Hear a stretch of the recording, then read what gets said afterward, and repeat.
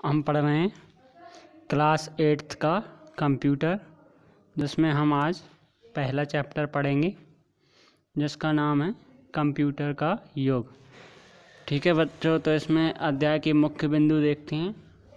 इस चैप्टर में हम क्या क्या पढ़ेंगे। मोबाइल कंप्यूटर, इंफ्रारेड संचार, mobile connectivity, GPRS, wifi, hotspot, Bluetooth, e service, robotics, computer नियंत्रित कार, सार्वभौमिक सत्यता, हेडसेट, टेली मेडिसन और बायोमेट्रिक पद्धति। ठीक है, तो पढ़ना स्टार्ट करते हैं। इसमें हम क्या पढ़ेंगे, संचार प्रणाली। ठीक है, वर्तमान समय में सूचना प्रणाली ऊंचाइयों पर है और ऐसा कोई भी स्थान नहीं है जहां पर कंप्यूटर का प्रयोग प्रत्यक्ष या अप्रत्यक्ष रूप से न किया जा रहा हो।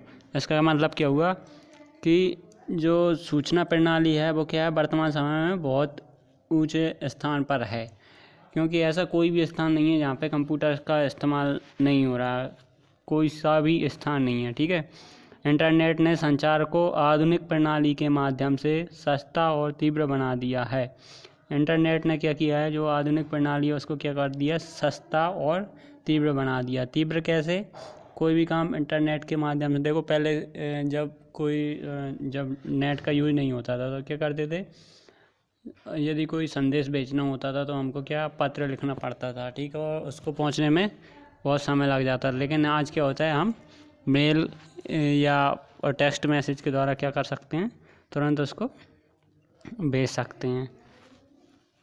ठीक है, कोई भी व्यक्ति अपना चित्र या वीडियो क्लिप वेब कैमरे के प्रयोग से और ध्वनि माइक्रोफोन के प्रयोग से भेज सकता है तथा इसी प्रकार की वस्तुओं को प्राप्त भी कर सकता है, जिसे रंगीन प्रिंटर द्वारा चित्रित किया जा सकता है या डीवीडी प्लेयर पर देखा जा सकता है। तो इंटरनेट के माध्यम से क्या है कि कोई भी या कंप्यूटर के माध्यम से क्या है कि आज कोई भी व्यक्ति अपना फ़ोटो या वीडियो क्या कर सकता है, एक वीडियो की क्लिप कैमरे से रिकॉर्ड करके और ध्वनि को माइक्रोफोन से रिकॉर्ड करके क्या कर सकता है, भेज सकता है और उसी प्रकार क्या उसको प्राप्त भी कर सकता है। तथा कंप्यूटर के द्वारा क्या कर सकता है, रंगीन प्रिंटर का उपयोग करके उसको चित्रित यानी कि फ़ोटो निकाल भी सकता है हार्ड कॉपी के रूप में। ठीक है, या डीवीडी प्लेयर पर देखा जा सकता है। तो आइए वर्तमान समय की कुछ सूचना प्रणालियों के विषय में जानें। ठीक है, तो अपन इसमें क्या पढ़ेंगे, इंफॉर्मेशन टेक्नोलॉजी। ठीक है, तो पहला देखते हैं सूचना प्रणाली। पहला क्या है, मोबाइल कंप्यूटर।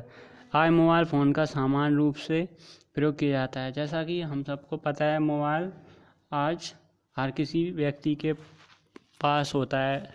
इसका उपयोग सामान्य रूप से हर किसी के पास या हर कोई कर लेता है। ठीक है, मोबाइल फ़ोन में अनेक कार्य किए जा सकते हैं, जैसे इसे गणना के रूप में प्रयोग किया जा गणना के प्रयोग में लिया जा सकता है, क्योंकि इसमें एक क्या होता है, कैलकुलेटर होता है। इसका प्रयोग टेलीफोन डायरी के रूप में भी किया जा सकता है। टेलीफोन डायरी के रूप में कैसे, एक अपन इसमें क्या कॉन्टैक्ट लिस्ट सेव करके क्या कर सकते हैं, टेलीफोन डायरी भी बना सकते हैं। ठीक है, इसका प्रयोग शॉर्ट मैसेज सर्विस SMS के द्वारा मैसेज भेजने व प्राप्त करने के लिए किया जाता है। ठीक है, तो मोबाइल के द्वारा हम क्या कर सकते हैं, संदेश भेज भी सकते हैं और प्राप्त भी कर सकते हैं। इसका प्रयोग वीडियो गेम आदि खेलने में भी किया जा सकता है। आजकल नई तकनीक के मोबाइल फ़ोन में इंटरनेट को भी चला सकते हैं। इंटरनेट नहीं चलता था, लेकिन जो अब सभी मोबाइल जो आते हैं उनमें क्या इंटरनेट का हम उपयोग कर सकते हैं। उसके बाद पढ़ते हैं इंफ्रारेड संचार। इंफ्रारेड संचार एक प्रसिद्ध बेतार की पद्धति है। क्या है, इंफ्रारेड संचार एक प्रसिद्ध बेतार की पद्धति है। ठीक है, आप अपने दैनिक जीवन में कई बार इंफ्रारेड संचार का प्रयोग करते हैं। उदाहरण के लिए आप रिमोट कंट्रोल का प्रयोग करते हैं, जो आप टेलीविज़न तथा एयर कंडीशनर को बंद करते या खोलते हैं। आज लैपटॉप और सेलुलर फ़ोन में भी IRDA, इसका फुल फॉर्म होता है इंफ्रारेड डाटा एक्सेस पार्ट्स होता है, जिसके द्वारा हम आंकड़ों का आदान प्रदान कर सकते हैं तथा एक दूसरे से वार्तालाप कर सकते हैं।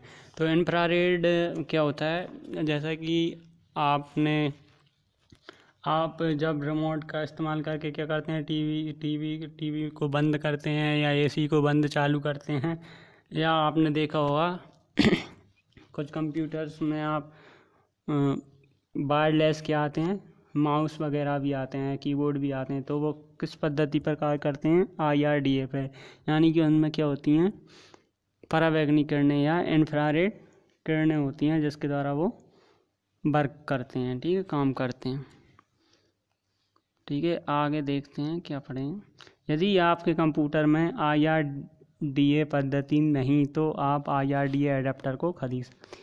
यदि आप मतलब किसी कंप्यूटर में IRDA पद्धति नहीं हो तो हम उसको क्या कर सकते हैं, खरीद सकते हैं, तथा अपने कंप्यूटर में इंफ्रारेड पद्धति लगाने के लिए उसे USB पोर्ट में लगा सकते हैं, तथा क्या कर सकते हैं, कंप्यूटर में इंफ्रारेड पद्धति लगाने के लिए उसे USB पोर्ट में इस्तेमाल कर सकते हैं। जबकि इसका प्रयोग सरल तथा आसान है, किंतु संचार के दोनों माध्यमों को पास होना चाहिए।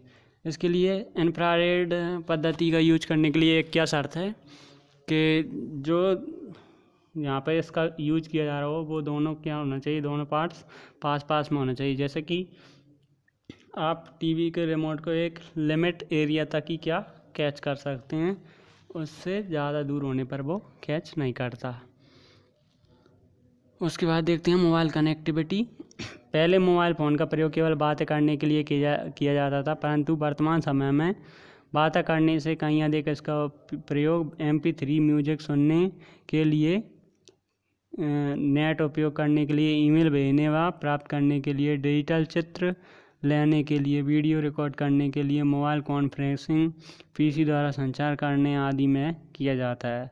आज के स्मार्टफोन में कई नए कार्य आ गए हैं, जैसे CPU, रैम, संग्रहण क्षमता, ब्राउज़र, ईमेल क्लाइंट, डिस्प्ले का प्रकार, कीबोर्ड, डिजिटल कैमरा और इसके जूम करने की क्षमता, इंफ्रारेड, ब्लूटूथ और वाईफाई कनेक्टिविटी भी आजकल के जो मोबाइल हैं उनमें आने लगे हैं। ठीक है, पहले जो मोबाइल होते थे उनका उपयोग क्या सिर्फ बात करने के लिए किया जाता था, लेकिन अब जो मोबाइल आते हैं उनमें हम वीडियो भी बना सकते हैं, डिजिटल चित्र ले सकते हैं, यानी कि फ़ोटो भी ले सकते हैं, मेल भेज सकते हैं, MP3 गाने सुन सकते हैं, वीडियो देख सकते हैं। और इसके अलावा स्मार्टफोन में क्या आपको संग्रहण करने के लिए रैम भी आने लगी है। ठीक है, उसके बाद देखते हैं GPRS का फुल फॉर्म होता है जनरल पैकेट रेडियो सर्विस। बिना ध्वनि की एक नई सेवा है जो आंकड़ों के आदान प्रदान के लिए मोबाइल को इंटरनेट द्वारा जोड़ती है। GPRS क्या है, बिना ध्वनि की एक नई सेवा है जो क्या करती है, आंकड़ों के आदान प्रदान के लिए मोबाइल को इंटरनेट द्वारा क्या करती है, मोबाइल को इंटरनेट द्वारा जोड़ती है। ठीक है, GPRS से ही हम मोबाइल या कंप्यूटर को इंटरनेट से जोड़ सकते हैं। GPRS से आप वेबसाइट खोल सकते हैं, ईमेल भेज सकते हैं तथा बेतार के माध्यम से इंटरनेट की अन्य सेवाओं का उपयोग कर सकते हैं। GPRS मोबाइल पर नेट द्वारा अधिक मात्रा में आंकड़ों को भेजने में सहायता करता है तथा आप सदैव नेट से जुड़े रहते हैं। अपने मोबाइल के GPRS द्वारा आप अपने सेलफोन और कंप्यूटर में दिए गए ब्लूटूथ या IRDA इंटरफेस द्वारा अपने लैपटॉप या पर्सनल कंप्यूटर को नेट से जोड़ सकते हैं या नेट का उपयोग कर सकते हैं। ठीक है, तो GPRS क्या करता है, हमें इंटरनेट से जोड़ने का काम करता है। ठीक है, मोबाइल या कंप्यूटर को किससे, इंटरनेट का उपयोग हम किसकी मदद से कर पाते हैं, GPRS की। नोट्स पढ़ेंगे।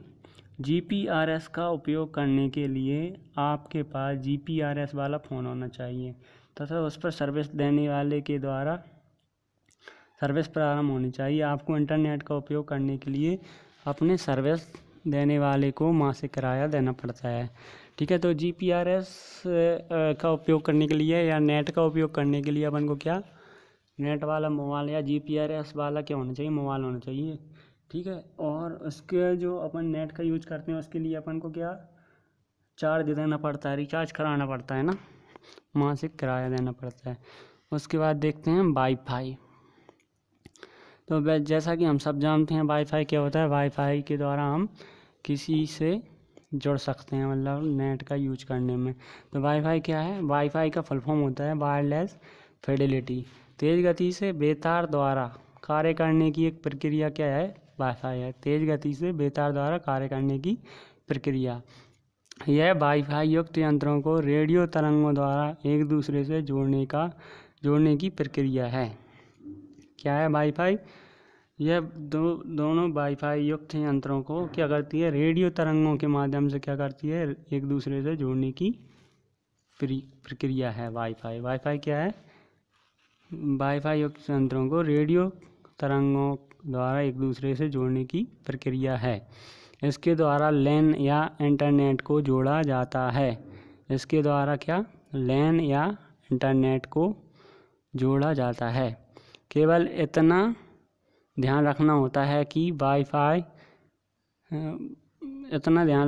कि वाईफाई युक्त यंत्र एक दूसरे के आसपास हों।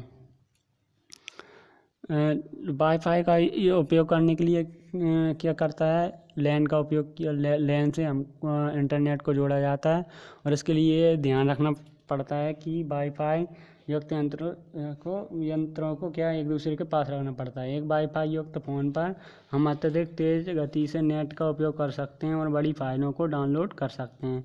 जैसे ईमेल से जुड़ी एक बड़ी फाइल, गानों की एक फाइलें आदि। यह प्रक्रिया GPRS द्वारा करने पर अत्यधिक समय लेती है क्योंकि उसकी गति धीमी होती है। वाईफाई का प्रयोग करते समय आपको GPRS का कोई किराया देने की आवश्यकता नहीं होती है। केवल वाईफाई के संकेतों के पास हॉटस्पॉट की रेंज होनी चाहिए। ठीक है, तो वाईफाई का इस्तेमाल कब कर सकते हैं हम? जब हॉटस्पॉट की रेंज हो, और इसके लिए हमको क्या? GPRS का कोई चार्जेस नहीं देना पड़ता है। ठीक है, आगे देखते हैं हॉटस्पॉट। हॉटस्पॉट क्या होता है? हॉटस्पॉट होता है वाईफाई को कनेक्ट करने की प्रणाली होती है। हॉटस्पॉट बेतार द्वारा तेज गति से हॉटस्पॉट बेतार द्वारा तेज गति से इंटरनेट पर कार्य करने की प्रक्रिया है। ठीक है, हॉटस्पॉट सामान्यतः सार्वजनिक स्थानों जैसे हवाई अड्डे, होटल तथा रेस्टोरेंट आदि पर होते हैं और रेलवे स्टेशन पर भी आपको हॉटस्पॉट मिल जाता है। ठीक है, उसके बाद देखिए ब्लूटूथ। ब्लूटूथ क्या है? ब्लूटूथ जैसा कि हम सभी मोबाइल में इस्तेमाल करते हैं और ये यहाँ पे आपको ब्लूटूथ का साइन भी दे रखा है, तो आप इसको देख लेना। ठीक है, ब्लूटूथ के बारे में पढ़ते हैं। ब्लूटूथ एक ऐसी प्रणाली है जिसके द्वारा हम कम दूरी पर अपनी फाइलों का आदान प्रदान करते हैं। इसमें दो ब्लूटूथ यंत्रों को जोड़ने के लिए हम रेडियो लिंक पद्धति का प्रयोग करते हैं। क्या करते हैं? ब्लूटूथ यंत्र जोड़ने के लिए हम कम रेडियो लिंक पद्धति का प्रयोग हम करते हैं। आगे पढ़ते हैं। ब्लूटूथ कंप्यूटर, फ़ोन तथा उपकरणों के बेतार द्वारा संचार कराने की पद्धति है। ब्लूटूथ क्या है? फ़ोन तथा अन्य जो उपकरण होते हैं उनको बिना तार, बेतार यानी कि वायरलेस है ना, बिना तार के संचार कराने की पद्धति है। ब्लूटूथ पद्धति का अर्थ बेतार नेटवर्क को बदलना नहीं, अपितु इसका उपयोग करना है। ब्लूटूथ पद्धति उद्योगों में बेतार माध्यम द्वारा कार्य करने की प्रक्रिया है। क्या है? ब्लूटूथ पद्धति उद्योगों में बेतार माध्यम द्वारा, मतलब बिना तार वाले जो माध्यम उनमें कार्य करने की प्रक्रिया है, जहाँ पर इसका कई कम दूरी वाले सूक्ष्म यंत्रों में किया जाता है। इसके लिए क्या रेंज है? 10 मीटर के अंदर ही ब्लूटूथ कनेक्ट हो सकती है। ठीक है, इस रेडियो तरंगों पर आधारित होने के कारण अधिकतम 10 मीटर की दूरी तक इसके द्वारा वस्तुओं का आदान प्रदान होता है। ठीक है, इसका क्या होता है? इसकी जो रेडियो तरंगों पर आधारित होती है, इसलिए इसका उपयोग 10 मीटर की रेंज तक ही हम कर सकते हैं। ब्लूटूथ युक्त उपकरणों में अन्य बेतार की पद्धति का होना आवश्यक नहीं है, जैसे इंफ्रारेड। ब्लूटूथ के लिए अन्य बेतार पद्धति का उपयोग करने की ज़रूरत नहीं है। ठीक है, इसके लिए आप ब्लूटूथ से कनेक्ट कर सकते हैं। जब तक दोनों यंत्र एक दूसरे के आसपास होंगे तब तक कनेक्शन बना रहता है। और उसके बाद देखते हैं ई सर्विस। ई सर्विस क्या है? वर्तमान समय में सब कुछ ई ओरिएंटेड ई कॉमर्स, ई बैंकिंग, ई बिजनेस आदि पर आधारित हैं। सभी कार्य किस पे आधारित हैं? ई ओरिएंटेड, ई कॉमर्स, ई बैंकिंग, ई बिजनेस। इसमें ई का मतलब क्या है, इंटरनेट से। यहाँ पे क्या है, यहाँ कुछ ई एप्लीकेशंस दिए गए हैं जिनका उपयोग इंटरनेट के माध्यम से होता है। तो ई कॉमर्स क्या है, ई कॉमर्स का उपयोग किया जाता है वस्तुओं को ऑनलाइन खरीदने और बेचने के लिए। उसके बाद दिया है ई बैंकिंग, ई बैंकिंग का उपयोग होता है बैंक लेन देन, जैसे बैंक, चिट्ठा, ड्राफ्ट बनवाना, रुपयों का स्थानांतरण आदि सभी इंटरनेट द्वारा किए जाते हैं। ई बैंकिंग के द्वारा क्या किया जाता है, बैंक के सारे कार्य किए जाते हैं, जैसे कि रुपये निकालना, जमा करना, ठीक है, सॉरी जमा करना नहीं होता, क्या होता है, बैंक से आप ट्रांसफ़र कर सकते हैं ई बैंकिंग के द्वारा, और क्या कर सकते हैं, निकाल सकते हैं, ठीक है, और ड्राफ्ट बनवा सकते हैं उससे, और चिट्ठा भी बनवा सकते हैं। ई डॉक्टर, इंटरनेट द्वारा औषधियों के विषय में विशेषज्ञों से सलाह लेना, ठीक है। ई बुक्स क्या है, ई बुक्स डिजिटल रूप में बनाई गई इलेक्ट्रॉनिक किताबों। ई से यहाँ पे क्या मतलब है, मैंने जैसा कि आपको ई का इंटरनेट बताया था वो मिस्टेक हो गई थी, तो आप ई का यहाँ पे फुल क्या मतलब है, इलेक्ट्रॉनिक से, ठीक है। डिजिटल रूप में बनाई गई इलेक्ट्रॉनिक किताबों को इंटरनेट द्वारा अध्ययन किया जाता है। इंटरनेट इसलिए बोल दिया था मैंने क्योंकि ये इंटरनेट से कनेक्ट होते हैं, और यहाँ पे ई का जो ई है ये यहाँ पे इलेक्ट्रॉनिक दर्शाता है, ठीक है। ई फॉर्म्स, ई फॉर्म्स क्या है, इंटरनेट पर उपलब्ध फार्मों का विद्युतीय रूप। ई फॉर्म्स क्या है, यूपीआई इलेक्ट्रॉनिक्स फॉर्म बोलते हैं अपन इसको। उदाहरण के लिए एडमिशन फॉर्म, प्रवेश परीक्षा फॉर्म ये आदि, ठीक है। उसके बाद देखते हैं ई जीन्स, इंटरनेट पर उपलब्ध इलेक्ट्रॉनिक पत्रिका को कहते हैं ई मैगजीन, मैगजीन को इसमें शॉर्ट में लिखा है जीन्स, ठीक है। उसके बाद देखिए ई ग्रीटिंग, इलेक्ट्रॉनिक ग्रीटिंग कार्ड जिन्हें हम किसी भी व्यक्ति के मेल ईमेल पते पर भेज सकते हैं। ई ग्रीटिंग के द्वारा क्या कर सकते हैं, हम इलेक्ट्रॉनिक ग्रीटिंग कार्ड को किसी व्यक्ति को ईमेल के पते पर क्या कर सकते हैं, भेज सकते हैं, ठीक है। अपन ने यहाँ पे ई सर्विस तक पढ़ लिया है, इससे आगे हम अगली वीडियो में पढ़ेंगे।